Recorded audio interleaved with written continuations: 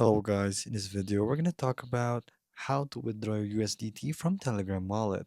So the first thing you'll have to do here is go to your wallet in Telegram. So once you've done that, it's going to open the mini app right here, and then you have to look for your assets right here basically.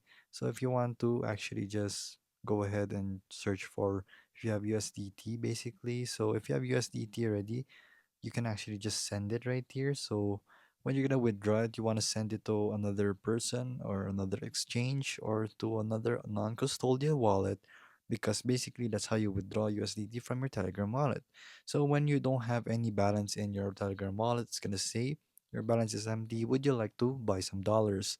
So of course you're gonna buy some if you don't have, but basically all you have to do is send right here, and then all you have to do is just place the address that you want. So we're gonna use the address from this itself already.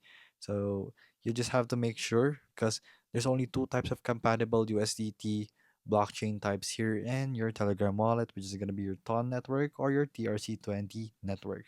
So TRC20 would usually work with the Tron network. So you copy that address, and then once you go here to dollars and then send it, and then it's gonna prompt you to actually just place a actual address and the amount, and then there you go, you have withdrawn your USDT from Telegram wallet.